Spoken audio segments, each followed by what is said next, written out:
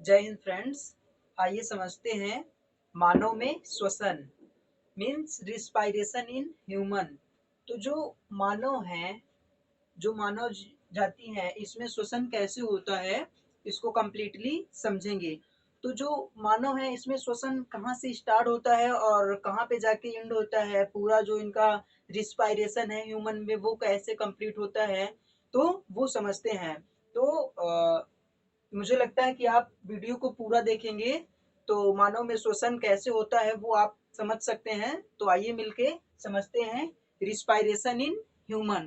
तो देखिए क्या होता है कि जब रिस्पायरेशन की बात करें तो अलग अलग जीवों में अलग अलग स्पेसिफिक अंग के थ्रू मीन्स विशिष्ट अंगों के थ्रू रिस्पायरेशन कंप्लीट होता है। अगर हम बात करें ह्यूमन की मीन्स मनुष्य की, तो जो मनुष्य का विशिष्ट अंग मीन्स स्पेसिफिक ऑर्गन होता है फॉर रिस्पायरेशन के लिए, तो वो क्या होता है, फेफड़ा।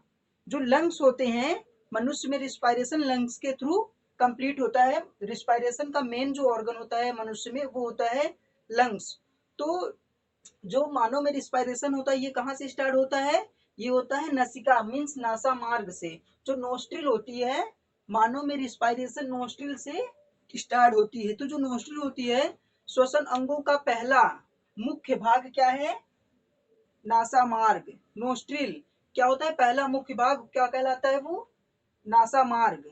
तो जो श्वसन का मानव में जहां से श्वसन स्टार्ट होता है उसका जो पहला भाग होता है वो नासा मार्ग होता है। ठीक है, ये दो जो है नासा छिद्रों में द्वारा बाहर खुलता है। जैसे मान लीजिए गैसों को हमने अंदर लिया रिस्पायरेशन के लिए, तो जब बाहर आती हैं तो जो नासा मार्ग होता है इसमें दो छिद्र होते हैं, उसी के थ्रू बाहर जो है गैसेस खुलती हैं मीन्स निकलती हैं। नोज में जो है जो दो छिद्र होते हैं उसी के थ्रू गैसेस बाहर निकलती हैं। तो अब समझते हैं नासा, ये मुझे लगता है कि नासा मार्ग जो है समझ लिए होंगे। जैसे जो नोज है जहां से मेरा जो है रिस्पायरेशन फर्स्टली स्टार्ट होता है, जैसे रिस्पायरेशन करेंगे तो जो गैसेस होती हैं इन्वायरमेंट में वो नोज के थ्रू ही तो जो है अंदर जाएंगी ना। तो वो क्या हो गया, ये नोस्ट्रिल नासा मार्ग यहाँ से जो है स्टार्ट हो जाता है ऑर्गन रिस्पायरेशन का। तो अब इसके बाद क्या आता है, फेरिंग्स ग्रसनी। जो ग्रसनी है फेरिंग्स, इसको समझते हैं। नासा मार्ग ग्रसनी में खुलता है। ये जो नासा मार्ग है ये कहाँ से इधर से होते हुए ग्रसनी में खुलेगा, ये मीन्स जुड़ा होता है ये दोनों। यहाँ तक इसको नासा मार्ग कहेंगे और जब इसके आगे जाएगा तो उसको ग्रसनी बोलेंगे। इसी को और आगे होते हुए चला जाएगा तो कुछ और बोलेंगे।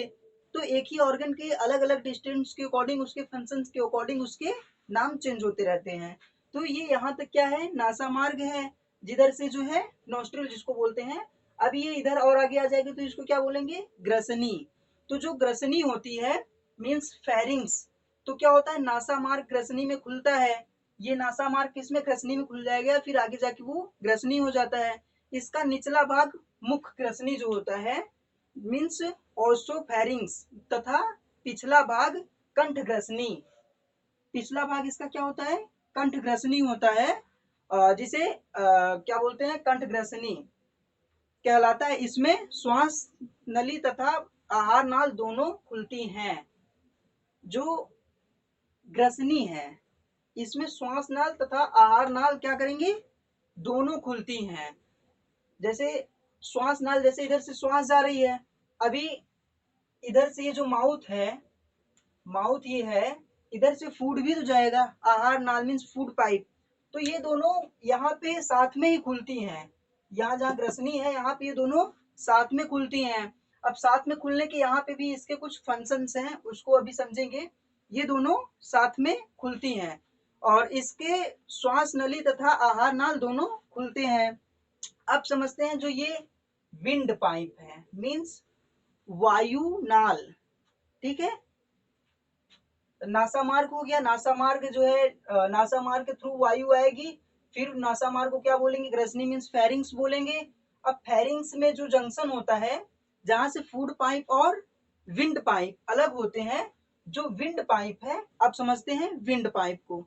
तो जो विंड पाइप होती है वो क्या होता है, स्वर यंत्र जिसे बोलते हैं मीन्स लैरिंग्स। स्वर यंत्र मीन्स लैरिंग्स। तो लैरिंग्स क्या होता है, यह ग्रसनी में पीछे किंतु निगल द्वार से पहले एक छिद्र होता है, यह वायु को ग्रसनी से घाटी द्वारा मीन्स ग्लैटिस के थ्रू की सहायता से श्वास नली में पहुंचाता है। इसके ऊपर उपस्थित कार्टिलेज का बना एक ढक्कन होता है जिसे घंटी ढापन मीन्स एपिग्लोटिस कहते हैं, जो भोजन को निचले समय घंटी द्वार को बंद कर देता है। जैसे जो कंठ द्वार है मीन्स स्वर यंत्र जिसे बोलते हैं मीन्स लैरिंग्स। तो जैसे विंड पाइप, ये क्या हुआ, ये अपना विंड पाइप है। इसी के बगल जस्ट अपोजिट में क्या होता है, फूड पाइप। तो विंड पाइप फूड पाइप जहां से डिवाइड होती है उसका एक जो जंक्शन होता है उसकी बात कर रहे हैं। तो जैसे नासा मांग से वायु आया और फूड फूड के माउथ के थ्रू फूड गया, तो दोनों का जो जंक्शन होता है मीन्स जो लैरिंग्स होती है वहां का जो फंक्शन होता है, जैसे मान लीजिए कि कार्टिलेज की बनी एक ढक्कन होती है, जो जैसे हम भोजन खा ले रहे हैं तो भोजन लेते समय ऑक्सीजन जैसे वायु भी लेते हैं, मीन्स सांस भी लेते हैं, रिस्पायरेशन करते हैं, तो एक तरफ का ढक्कन जो है बंद हो जाता है। मीन्स जैसे हम भोजन ले रहे हैं तो जब भोजन यहाँ पे पहुंचेगा कंठ द्वार पे, तो उसका जो कार्टिलेज का बना कवर प्लग होता है वो रिस्पायरेशन के थ्रू फूड वाली पाइप में बंद हो जाएगा और फूड को लेते समय रिस्पायरेशन की तरफ बंद हो जाएगा, ताकि जो फूड होता है वो फूड पाइप के थ्रू स्टमक में चला जाए और रिस्पायरेशन करते समय फूड वाला बंद होके जो वायु है वो कहाँ चली जाए, लंग्स में चली जाए। तो जो जंक्शन होता है जैसे ही आएगा तो जो कार्टिलेज का बना ढक्कन होता है, जैसे वायु जा रही है तो वायु जा रही है तो किसका बंद होगा, फूड वाला बंद होगा। वायु जब आएगी तो फूड वाला बंद होगा ताकि वायु किस में आ जाए, फेफड़े में आ जाए। और जब भोजन लेंगे मुंह के थ्रू तो यहाँ पे जो जंक्शन है कंठ द्वार का, तो उस जंक्शन में जब भोजन लेंगे तो वायु वाला बंद हो जाएगा। वायु वाला बंद हो जाएगा तो फूड कहाँ चला जाएगा, स्टमक में चला जाएगा। मीन्स जैसे एक ही रोड है और आगे से दो रोड निकलनी है, अभी उसको जिधर जाना है वो अपने साइड को चेंज कर लेंगे। विंड को जाना होगा तो वो हवा को जानी होगी, मीन्स जो रिस्पायरेशन के मेन रिसोर्सेस हैं तो वो चले जाएंगे लंग्स में, ढक्कन बंद हो जाएगा, इंडिकेटर बताएगा जी आपको उधर जाना है। फूड के लिए इंडिकेट करेगा कि आपको ऑइसोफेगस में जाना है, और रिस्पायरेशन के लिए जो गैसेस हैं उसके लिए बताएगा कि आपको विंड पाइप में जाना है। तो जो कार्टिलेज की बनी ढक्कन होती हैं उसके थ्रू साइड चेंज होते हैं। अब समझते हैं जो ये विंड पाइप है, विंड पाइप क्या होती है, 10 से 12 सेंटीमीटर लंबी होती है, 10 से 12 सेंटीमीटर लंबी होती है। और इसकी जो पाइप की, जैसे ये मान लीजिए जैसे ये पाइप है तो इसकी जो लंबाई होगी वो कितनी होगी, 10 से 12 सेंटीमीटर। और जैसे इस पाइप की जो गोलाई है, जो गोलाई है वो कितनी होगी, 1.5 टू 2.5 सेंटीमीटर। मीन्स 1.5 से 2.5 सेंटीमीटर व्यास होगी इस पाइप की, जिससे क्या जाते हैं भोजन और हवा वायु, तो इन आगे जाके ये दोनों अलग हो जाते हैं। तो विंड पाइप से सिर्फ विंड ही जाएगी। तो हम विंड पाइप की बात करें तो 1.5 टू 2.5 सेंटीमीटर व्यास की गोलाई होती है और इसकी लेंथ होती है 10 से 12 सेंटीमीटर लंबी। अब समझते हैं जब भोजन आ जाएगा, अभी तो हमने एक वायु नाल का मीन्स विंड पाइप के दो फेज होते हैं, तो उसमें से हमने पहला समझा स्वर यंत्र या कंठ द्वार। अब समझते हैं दूसरा जो श्वास नली है मीन्स ट्रैकिया। जो ट्रैकिया होती है ये, इसको समझते हैं। यहाँ पे जो ट्रैकिया है ये क्या होता है, यह लगभग 10 से 12 सेंटीमीटर लंबा होता है तथा 1.5 से 2.5 चौड़ा होता है। ये नेक के उपस्थित होती है। यह आगे जाके दो भागों में बंट जाती है जिसे ट्रैकिया बोलते हैं, ब्रोंकियोई बोलते हैं, सॉरी। तो जो ब्रोंकियोई होता है उसमें जाके ये दो भागों में डिवाइड हो जाएगी। जैसे ये है तो ये आगे जाके दो भागों में मीन्स 1 और 2 जिसे हम ब्रेंचियोई बोलते हैं डिवाइड हो जाएगा। अब समझते हैं जैसे हमने यहाँ से गैसेस लिए मीन्स क्या किए, इंस्पायरेशन। तो जो इंस्पायरेशन करते हैं तो वो एल्वियोली में जाते हैं सारे गैसेस। तो एल्वियोली के थ्रू जो कूपिका है इसमें जो गैसेस जाते हैं वो क्या होते हैं, एल्वियोलाई मिलियंस में होते हैं, millions number of alveoli present in human lungs.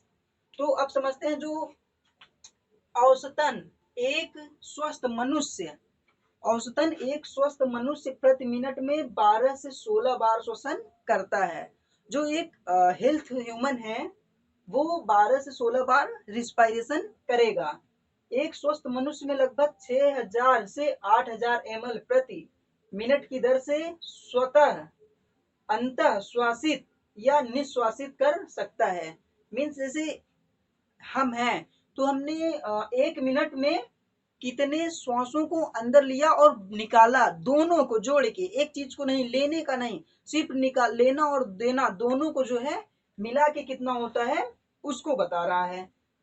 Means जैसे दोनों का क्या, जैसे हमने इंस्पायरेशन किया और एक्सपायरेशन किया, मतलब अंतः श्वसन और निश्वसन। अंतः श्वसन मीन्स सांस लेना। तो जैसे मान लीजिए जो हमारा इन्वायरमेंट है उसमें नाइट्रोजन जो होता है वो 78% होता है, ऑक्सीजन 21% होता है और कार्बन डाइऑक्साइड जो है 0.03% होती है। तो अब जैसे हमने ये हमारे इन्वायरमेंट में है तो जब हम इसका जो है इंस्पायरेशन करेंगे तो इसमें तो जरूरी थोड़ी नहीं है कि एक ही चीज जाएगी।